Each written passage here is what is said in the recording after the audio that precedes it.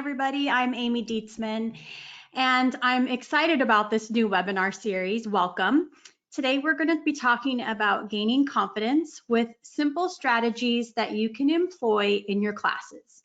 Whether you're an online student, you're an on-campus student, a high school student, college student, maybe you're a teenager or a young adult or a mature adult, all of these strategies can help all of you. So as always, I'll tell my stories from my own experiences as a working adult college student. When I was in school, I was working full-time, taking care of kids, and also going to school online some of that time. And I'm going to tell some stories from experiences as a college professor, because I was a college professor and taught education psychology classes and learned quite a lot about different types of students that were taking my classes and struggles they had and all of that kind of thing. I'm going to share a few of those, and then just things I've seen and learned from being a mom. So take it all, take bits and pieces of what I'm going to talk about, but let's get started. So today I'm going to be sharing inspirational quotes about confidence throughout this webinar. And I'd like you to internalize the quotes I share with you and see if any of them could inspire you. If you struggle to feel confident, I'd like you to make yourself a sticky note or an inspiration board, if you've ever made one of those before, or a little note on your phone that you see every time you unlock it. Just something somewhere that reminds you that you are capable and that you can achieve your goals. Steal one of the quotes that I share today, or write your own, or Google more when we're done. First up is just a statement that we all need to remember. Confidence is built on accomplishment. If you haven't achieved anything, then you're less likely to say, look at me, I'm awesome. But your achievements don't have to be huge. Confidence is built like a building, one brick at a time. Did you submit your first paper in your business class? Did you pass a quiz? Did you make it to all your classes on time this week? Did you ask a question in your class? These are all small building blocks to reach a point of confidence where you no longer question yourself, but instead you affirm yourself. When you are confident, you are more likely to do the work to achieve a positive outcome. So if you take a class, for example, that you feel pretty good about, you're more likely to work hard to achieve that A or B that you believe you're capable of achieving. But if you take a class that you don't feel good about and you talk yourself out of being good at it, like, oh, I know I'm terrible at math, this class is just going to be so hard for me, then you're more likely to give up when obstacles arise, and you're more likely to settle for just okay. You're less likely to seek help when you need it. It seems counterintuitive, but the point is that confidence begets more confidence. So start with classes you know or feel like you could easily learn. Build your confidence and momentum slowly. But when it's time to take that math class or whatever you don't know, turn off that inner critic. Tell yourself that you're going to have to work a little harder in this class, not that you can't do it or that you're terrible at it. Because after all, how are you really sure? Every class is different. Every instructor is different. Something that may have stumped you in the past is not necessarily going to stump you this time around. Framing is a way that people respond to or react to a particular situation, depending on how it is presented to them. So if you've ever heard an instructor start a class on the first day by saying something like, everyone in this room has an A, and you have 16 weeks with me to maintain that A. Maybe you haven't heard that before, but you can still frame it that way in your mind. You're not starting with a 0 and working your way up. You're starting with 100, and all you need to do is try to stay close to that 100. If you're intimidated by large classes, either in person or online, because online large classes can also be intimidating, then try smaller classes first. The large lecture courses may be necessary, but they aren't necessary in your first or second semester. So again, you're going back to building your confidence and momentum slowly, so maybe don't start with those. Also, everyone knows that public speaking is hard, cripplingly hard for a lot of people, but everyone should take it, and most colleges do require it. Finishing a public speaking course, one small speech at a time, will help you forever. Whether you just feel better about yourself or more prepared for your career, more confident to speak up at a school board meeting or in front of your church group, or in an interview with a panel of hiring managers, you will gain confidence by practicing that public speaking. So here's the first of our confidence building quotes today. Christopher Robin, he's so wise. Always remember you are braver than you believe, stronger than you seem, and smarter than you think. When I started my master's degree, I had been out of school and the workforce for a long time. I had kids and I stayed at home with them for 8 years. I knew I needed another degree if I was going to go back to work. So I started my master's and I was thinking, oof, I am probably not that smart. I truly worried that maybe my brain had atrophied after all the years out of school. And so I gained confidence slowly. I graduated, I started working, and then I'll never forget when my friend said to me, you know, you really should go get your doctorate. And I laughed. I was like, no way, I'm not smart enough for that. I can't do statistics. There's no way I could write a dissertation. But I decided that if I wanted it, and if I was brave and I worked hard enough, that I could do it, and I did. Now, we talked a lot about what classes to take, but how you actually go to class is also important. How does it affect your confidence? Well, a lot, so much. The more prepared you are, the more organized you feel, the more confident you will feel. And this, you can put this into action by getting to class early. We've all seen the movie where that student runs into the big lecture hall late and interrupts the whole class and then slinks down into their seat while everyone stares at them. Well, this is not the way to build confidence. When you arrive early, you can find the seat that's best for you. You can talk to your classmates a little bit. You can ease into it. And this is true for an online class too. If the class opens on Sunday, but the first post isn't due until the following Sunday, don't be the student who posts their intro on the Sunday that it's due at the very last minute. Post early, respond to others, write thoughtfully. If you think this won't improve your grade and your confidence level, well, you're wrong, because research shows that participation does affect grades. And dress for success. Take this to heart for everything in your life. How we dress projects not only our own confidence, but how we view ourselves and how seriously we take what we are doing. Being the person who looks like a slob will probably never help you. You may have convinced yourself that you don't care how you look, but you're probably wrong. Projecting confidence actually makes you more confident. When you are confident, you will do better at everything.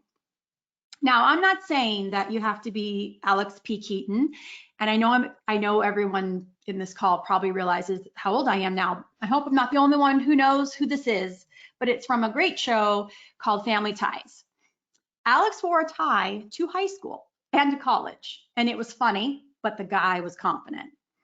Also, take good notes. Taking notes will help you with your confidence, whether or not you feel it at the time. Notes are a way to engage in class, participate in class, and follow along with what the instructor is saying. To feel confident, you have to be engaged. You have to know what is going on in your class.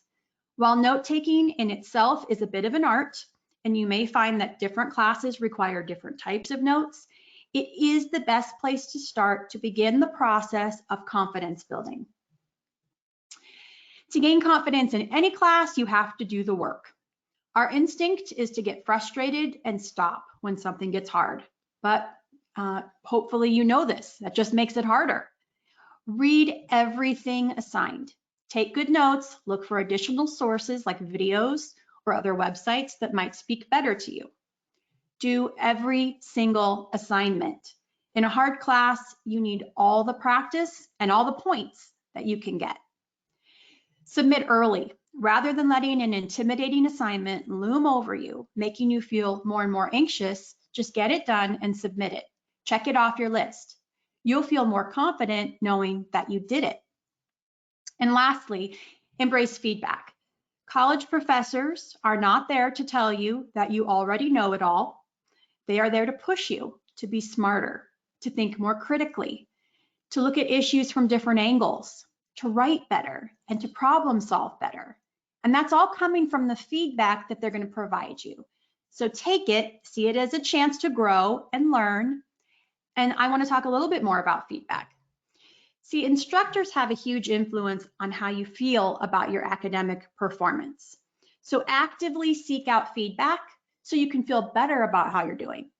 Feedback from professors and teachers can provide a clear picture of your strengths, not just your weaknesses, which can help you feel good about yourself. In addition, you can gain an understanding of areas where you need to improve. And as you improve and you grow and you start to get the feedback, wow, this is better, your confidence is going to go up. Get feedback early, meaning submit your first assignment as quickly as you can. And if possible, don't submit your second assignment until you've received feedback on the first one so that you can apply it and make the next assignment better. So I've had some great go-getter students who submitted their first assignment and then they just jump right on to the next one right away before receiving any feedback. Well, I love those students. I love it when students submit early. I also notice that sometimes they make the same mistakes from the first assignment to the next. So if your instructor hasn't given you feedback yet though, and it's time to submit another assignment, then ask them for it. Ask them if they plan to post grades because you want to take that feedback and apply it before you submit again. Instructors love that.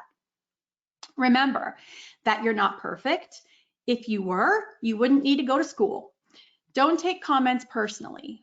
I mean, we all are guilty of saying things like, oh, my teacher hates me, or my professor thinks I'm the worst writer ever. Probably not true.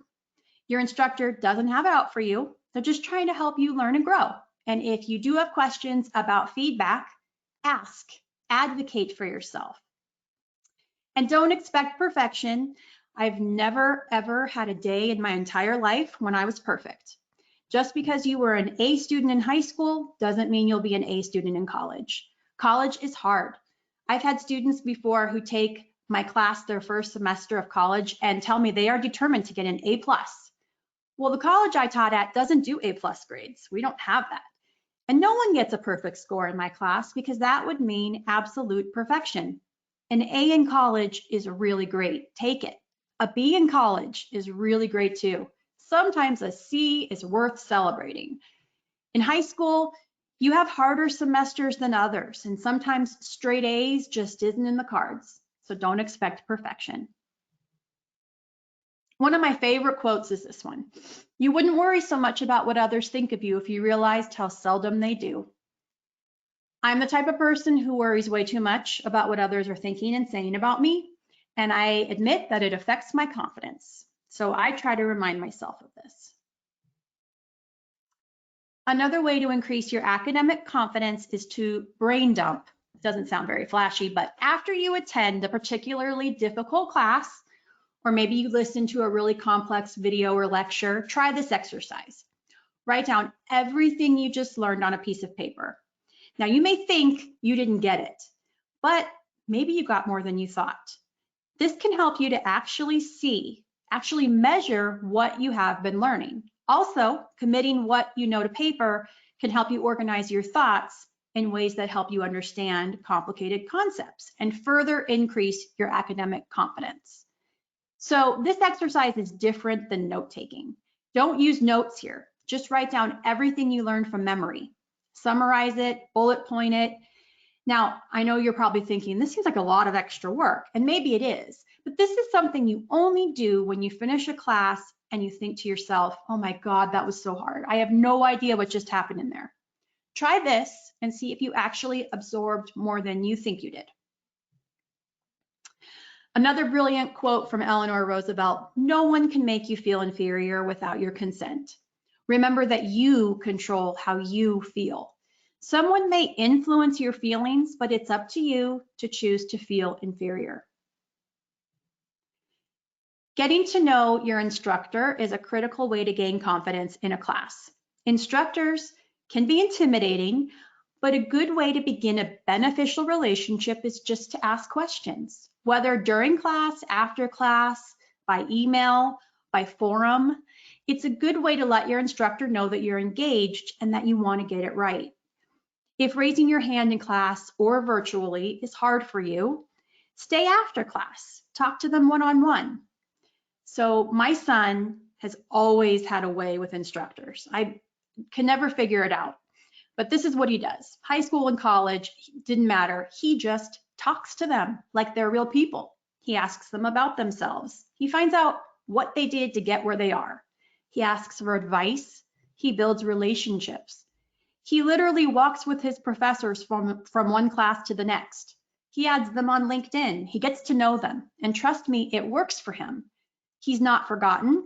He's not a number. His instructors become invested in his success, and it helps his confidence level. Making a to-do list, crossing things off, it helps you with your confidence, your motivation, and your momentum.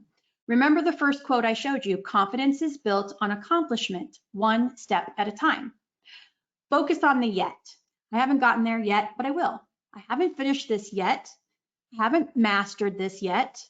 Remind yourself that you can and will do it. This test is going to be really hard, but I'm going to study, I'm going to get good rest, and I'm going to do well. I am smart enough to do this. Here's an example. If you're normally shy and introverted and you decide to go to a party for a while and you end up leaving early, you might see that as a negative. It was overwhelming, so I left early. It was uncomfortable talking to all those people. But try to consider the fact that despite usually keeping to yourself, you decided to try something you normally wouldn't for an hour. You went to the party. See, that is a success. Seeing the silver lining in every situation will help you gain more perspective and feel good about yourself in the grander scheme of things. And the same is true with school. Maybe you would normally never speak in public, but for your public speaking class, you had to. You gave a speech. You got a C on it. You wanted better, but you did it. You gave the speech. You didn't pass out. You didn't throw up. You accomplished it. Failure is similar. We all fail at something. When we fail, we learn and we get stronger. Hopefully you don't fail a test or a whole class, but remember that failure does not mean it's all over. It's just a new beginning. My first speech I ever gave in my first year of college, I got the giggles in the middle of the speech and I could never pull myself together. I failed that assignment and I barely passed that class. By the time I was a senior in college, public speaking was my thing. I learned, I took the failure, and I moved on. When you have confidence, you can have a lot of fun. And when you have fun, you can do amazing things. I love this. I try to make difficult things fun as much as possible. And fun is a relative term here. Working on a group project may not be your favorite way to socialize, but can you make it fun? Studying for a test is not necessarily fun, but could you do it with friends? When I was 20 years old and about to start my senior year of college, I had to get my biology class out of the way. I'd been dreading it and I put it off all the way until that last year. So my academic advisor suggested that I go take a summer school class at my local community college. I didn't want to. I dreaded it. I had to take this class in the middle of the summer in Phoenix, Arizona, when all I really wanted to do was lay out by the pool. Right before the first exam, my lab partner and a few others around us, we all just decided we should meet up at IHOP and study together. So we started this study group and we ended up meeting at IHOP every week for the remainder of the class. I actually looked forward to those study sessions. It was pretty fun and I did ace that class. Amy Cuddy was a professor at Harvard Business School. She researched how our body language is tied to what we think about ourselves and what other people think about us. Essentially, her research, which has been quite controversial if you Google her, showed that you can fake confidence. Then you actually start to believe it. So before a job interview, rather than sitting in a waiting room, hunched over your phone, which is considered a low power pose, you should go into the bathroom and strike a high power pose like this one to gather some confidence before your interview. So Amy did research on this, and the people who participated in her study were more confident just because they were striking a confident pose in private. Then the researchers offered a chance to play some gambling games, and those who struck the high power poses were more likely to gamble. Now, I'm not sure if that's a good or bad thing, but it shows a level of confidence and willingness for risk taking, which is pretty interesting. So you should sit in a classroom and take up some space. Rather than sitting with your legs crossed, hunched over your desk in your notes, according to Amy Cuddy's TED Talk, you should fake it until you actually become it. So I shared this with my husband, and he reminded me of a position that he took many, many years ago. He had been doing some contract work for this company, and they offered him a full-time senior position. He had what is called imposter syndrome. That's where we think we aren't good enough. We really shouldn't be there. We don't deserve it. People might question us and our legitimacy. And so when he started the job, he got all new clothes. He dressed the part. He walked in with confidence, and he took the lead reluctantly, but he worked hard to get up to speed. Sometimes he was reading late into the night so he could fill in the gaps of his knowledge. But eventually he grew into the position. He was the senior guy. He faked it, and then he became it. So how does this apply to you?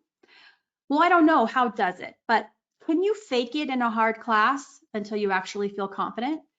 Can you sit up tall and take up some space in your next job interview?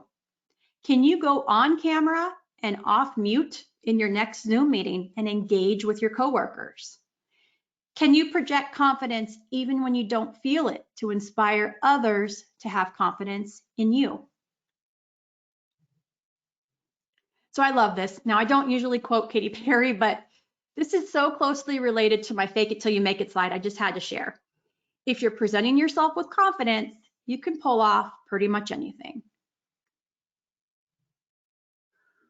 One rule of confidence is to know when you've done your best. When it comes to studying for a test or writing a paper, at some point you have to stop and say, I know what I know, I've done all I can. So I helped my son study for the real estate exam, and his tendency was always to stay up all night before a test and then try to study even in the parking lot right before he took a test. And I told him the night before, we're gonna stop studying. You know what you know by now. We've studied for a couple of weeks. You're gonna do yourself a favor by getting good sleep, eat a good breakfast, take some deep breaths, and tell yourself, I'm ready. I've done all I can to prepare for this test. I know it.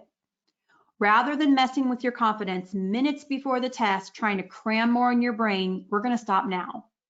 Now, by the way, if you like this advice, I have another whole webinar on test anxiety coming up next week. And then don't compare yourself to others. What is good for one student is not always good or appropriate for you. This goes both ways. The student who's happy scraping by and passing the class with a D- might not have the same goals you do.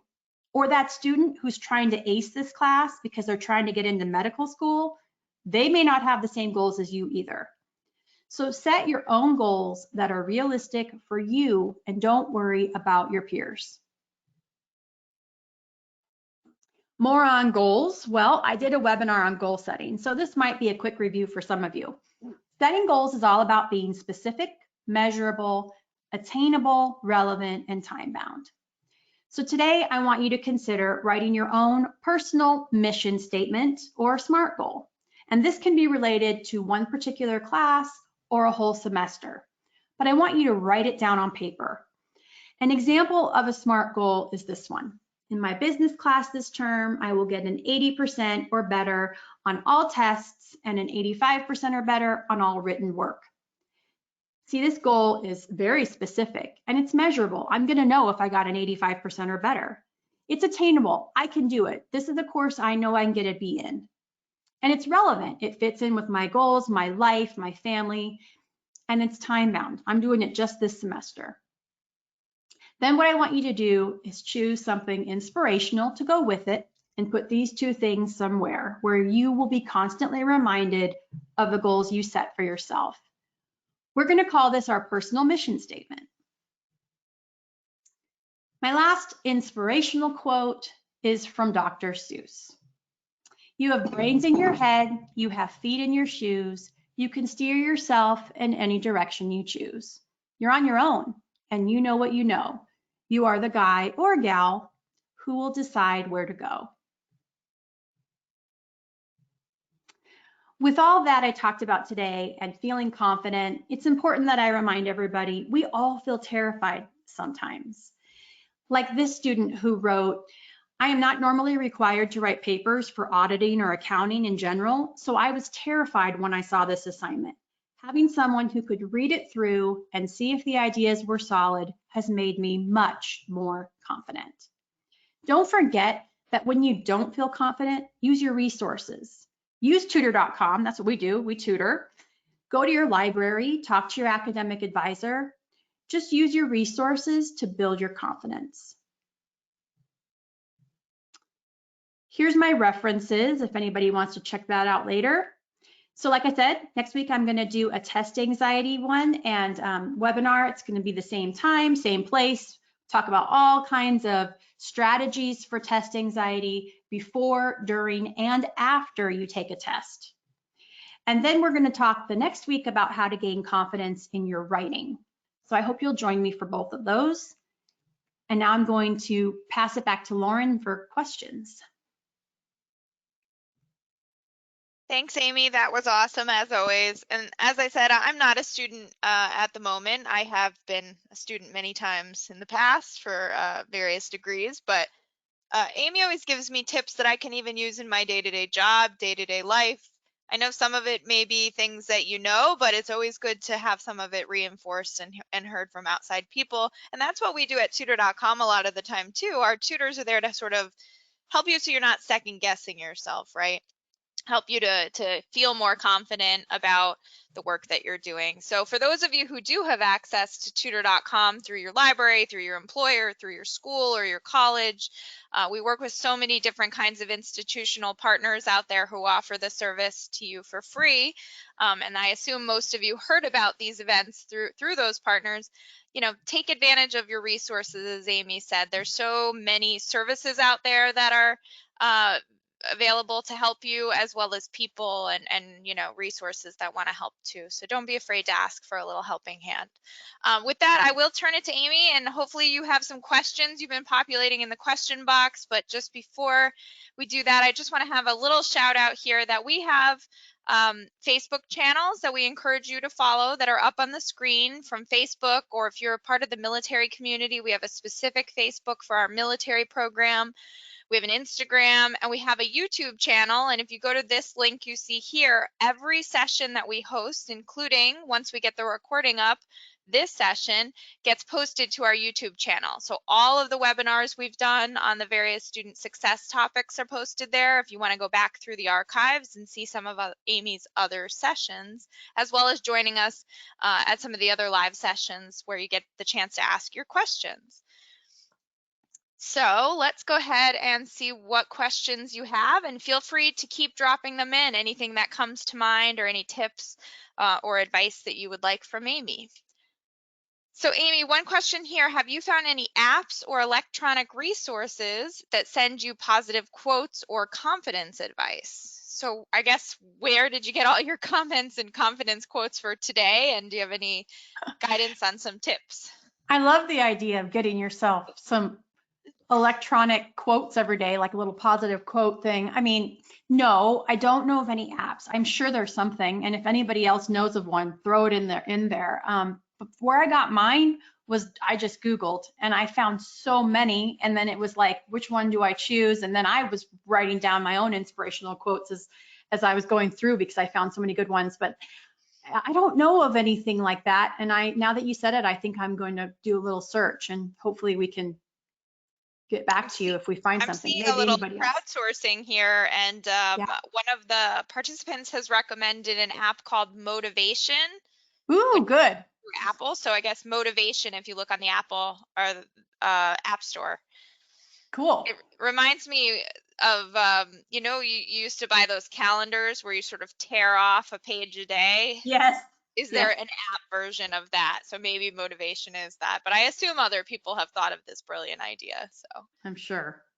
at Tutor.com, we get thousands of comments every day. Amy shared one of them with you all at the end of the session there from students who have engaged in having a tutoring session with one of our tutors. So on the client services team, my team's job, we go through and read a lot of those comments each and every day. So that's my motivation app is reading what students have had to say after having a Hmm. tutoring session. But we should think about, and we do post those on our social media channels too. So a mini version is to check out some of our social media. We post a lot of positive comments there from students who have used our services.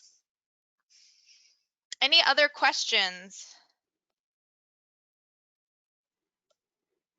Well, I'll ask a question here just because Amy and I had a conversation about it as we were preparing for this presentation, and our colleague Marcus on the call had a good idea. But do you have any more tips for something that used to paralyze me in class, which was public speaking? I know that sounds funny to all of you who I'm speaking to via a webinar now, but when I was in classes, I used to be really, really terrified when I got the syllabus and I was told I had to do a presentation. So what's your best trick for that? I know you covered a little bit here, but stage My fright. Yeah, I mean, I think I could probably come up with, we said we could probably come up with a whole webinar on this, and I think I could. But what comes to mind first for me, anyhow, and how I got to be a better public speaker was scripting, knowing how to have really good notes so that I wasn't, winging it is never a good plan. When you feel nervous and you're not really sure what you're going to say, that's just like terrible. That's when you end up in the giggles like I did the first time. So I highly recommend that you learn how to script yourself and how to have really good notes, and then you practice a lot. The more you practice in front of others, that the more it just becomes like second nature. I already know what I'm going to say, and I'm just going to follow my script, and I'm going to speak. And sure, it's always scary when you get in front of a new audience and there's a bunch of faces looking at you, or in this case, honestly, not seeing anyone when I give these webinars is actually harder for me, because I have no idea if people are shaking their head and like, yeah, that's good, or if they look questioning at me, and I don't know. So to me, that was harder. But I will say that my tip for sure is I practice a ton. I do it so many times that it just kind of flows out. I just know exactly what's coming, and script and good notes, and those are my best tips for you. And then eventually you will get over some of that fear. The worst fear is just like, what am I going to say? Or you practice and you trip over your words, and then you keep practicing and you keep tripping over your words because you're not very scripted. That's probably going to set you up for some real nerves on the day of. Yeah, I think the thing that helped me get over this, and we did get some more questions, so I'll flip to those in a second, but Oh, good. helped me was realizing that when I've prepared a presentation, or now in my job where I present, you're more of the subject matter expert than your audience. So you sometimes forget that and think that everybody in the room is going to be judging what I'm saying, but most of the time they don't know a lot about the topic that you're presenting on. You're the one that's done the research on it or knows the ins and outs of it. So just be confident in that you probably know a lot more about what you're talking about than most people in the room. Not always. There's always a couple people that might know a little bit about what you're talking about, but just be confident that you've done the research and Yep. you have that expertise. So okay, Yep. Amy, back to the professional here instead of my No, that was armchair good. guidance. But so what do you do when you've gotten overwhelmed and have fallen behind? How do you get caught up? And you've done a lot of this kind of question on some of our other sessions. What are your best tips for when you're already behind and you just feel like it's insurmountable? Well, the first thing is to advocate for yourself by talking to your instructor or your teacher and making sure that they're going to give you some latitude, give you a little time to catch up if you maybe missed an assignment or something like that. It's best to start there rather than killing yourself to try to make up an assignment that you really can't even submit late. Sometimes that happens, So I would say go to the instructor, apologize, tell them that you have a plan, you're going to get caught up, here's what you plan to do. And that plan is the next part, is very, very important that you are scheduling out your time all the time. Don't leave it up to like, oh, when I have time this week, I'll go and finish that assignment, because you will not have that time. That time will never come. But if you schedule the time and you get into a routine and you have certain hours of the day that no matter what, you stop everything and you study or you work on an assignment, that's how you're going to get caught up. So the best thing to do is sit down like on a Sunday night, lay out your work schedule, your school schedule on your calendar, and then just start plugging in blocks of time where you're going to do things, and then you have to stick to it. And when I say you're going to do things, also be specific. You don't want to say, I'm going to study, because that's too broad and it's too overwhelming. It needs to be, I'm going to write this paper, or I'm going to work on this particular assignment during this block of time. And then the next day I'm going to work on this particular assignment, and just be very routine about it. Schedule out that week. And then once you get a good week under your belt and you've had some success, and maybe you caught up in a couple of classes or whatever, you will start to get momentum and confidence. And then the next week, it'll be easier to do that again and to continue on that path. Awesome. What do you do if you don't understand the topic, but you don't know what or who to ask to get help?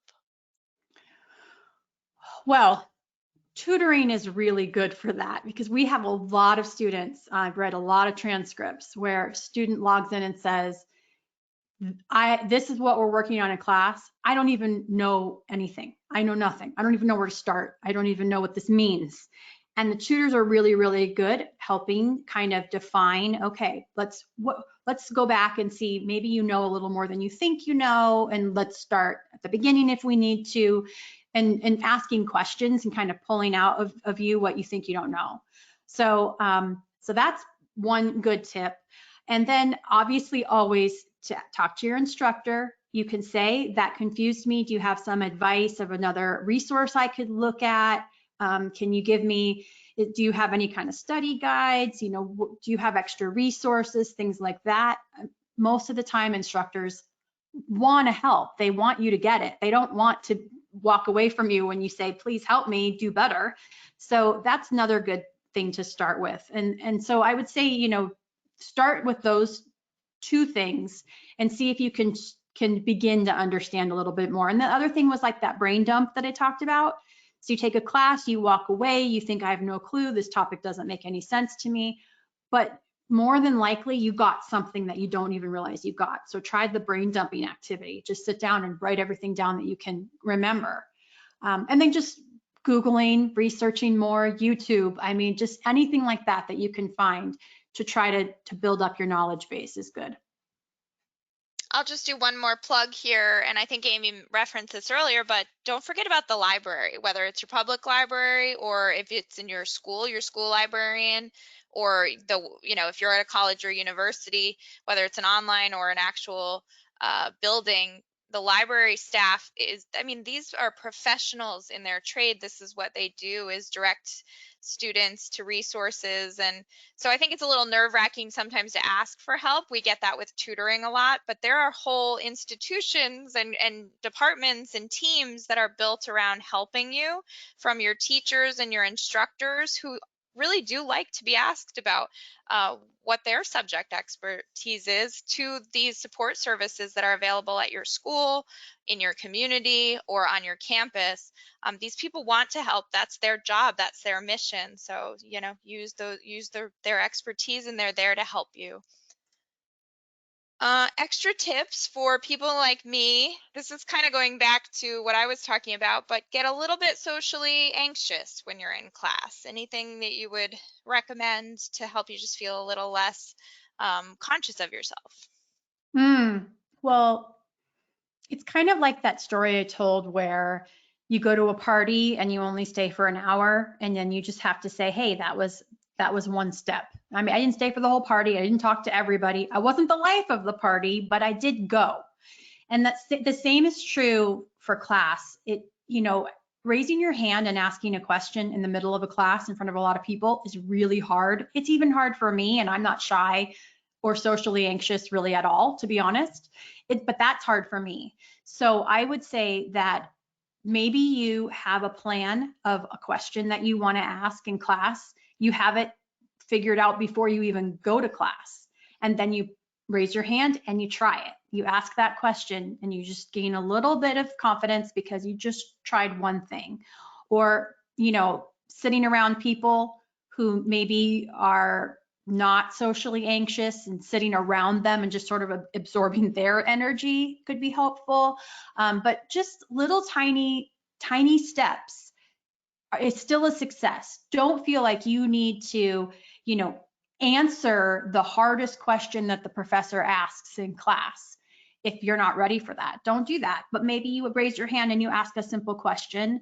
Maybe you talk to the people around you and see if that helps to make you feel a little bit more calm. You arrive at class early and you have kind of some conversations and see if you can take some deep breaths and if that helps. But I would just say, try also just watch what other people are doing and see if there's even the smallest thing that you can do that might make you feel a little bit better. Or talking to your instructor after class, staying after class and just talking to them. Maybe you won't feel as socially anxious one-on-one with an instructor, but it'll help you feel more confident that you did that. Just little things. I have one little tip from my past too, and another thing that some people that are socially anxious, I used to get very anxious before new things, right? New things are scary. So, Yeah. and then my tendency would be to sort of find myself in the back of the class to hide away, so I didn't have to go up and answer or ask the question or answer the question or do the presentation until last, right? I wanted to go last. Well, actually, the worst part is the dread before, right? Once you're Yeah. in it, you're in it. So I always found that once I got a little better at this, try to go second or third in the pack. Maybe you don't want to go first, but try to get, whatever is causing that anxiety for you out of the way. So if that's that I'm going to have a goal of asking one question in this class, think about asking it pretty early in the class just to get the sort of, build up, because the first step is the hardest step. That's true. That's really good advice. Okay, so we're going to do like one more question here, I think. We have a few more. Let me just see. Okay. This is actually a comment that I think is good, but one of our participants says they once came across a study that showed a correlation between giving compliments and increased self-confidence. Perhaps giving a compliment or two before an anxiety-provoking experience would help. So I suppose that's kind of coming up to people and just complimenting, I really like what you had to say in class today. And that was the icebreaker for that kind of conversation. So I think that's a really good tip. That's great. People love compliments, right? So if anything is sort of confused, stressful, just always ice break with a compliment. That's really, really good advice. Let's see, one more question. So many good questions here that actually I think are answered by some of your other webinars, but any studying tips? I take way too much time to study. I study every day and I'm still behind. So give a couple top line study tips. Well, you're one of those people who doesn't say, I know what I know and be done, or I've done the best I can. You're probably not one of those people. You're one of those people who really wants to do really, really well at everything and wants perfection. And sometimes you have to let that go if you're finding that you're taking too much time and you're falling behind. You have to let things go. So you have to, maybe you set a timer. Maybe you only are going to study for 1 hour on this day, and then you're going to do another thing. So you kind of break up the assignments, the readings, the writing, whatever it is you have to work on, you break it up, you chunk it, and you only do things for a certain amount of time and you set a timer. That doesn't work for everybody, but it could work for someone like you who I think is probably a perfectionist. So I would say, and then you finish and you have to affirm yourself, I did it. I did the best I can. I studied the most I could in that hour, and now I'm going to move on. I'm going to go do something fun, and then I'm going to come back and do another assignment and set my timer. So I would say that's really important, and knowing when to say, I've done the best I can. I know what I know. And just another plug here for Amy has run student success webinars like this um, various times. One of the sessions is on study techniques, I believe, and just how to study, and some other topics here that I think address some of the questions that Mm-hmm. some of you are talking about organization and how to, manage stress and make it more of a friend than something that it, sort of creates a roadblock for you. So again, I'm just going to do a quick plug here. The YouTube link that you guys see up here on the screen, Tutor.com/YouTube webinars. We post all of these webinar events there as recordings that you can watch on your own time, at your leisure. We will be posting this recording. So what you'll get in the next couple days is a follow-up from us with a link to this recording. And also we will be posting it to the YouTube channel as soon as we clean up the recording. We'll post it there for your future reference. So with that, I just want to thank Amy for her presentation and helping boost all of our confidence, I hope, on a Friday afternoon for some, and morning for others. So I'm going to thank you again, Amy, and we look forward to seeing you again next week for those of you who can attend. And again, thank you all for attending. I know that this is some time out of your day, so we appreciate your participation, and we really hope that this was helpful to you. So we'll see you next time. Thanks, Amy. Thank you.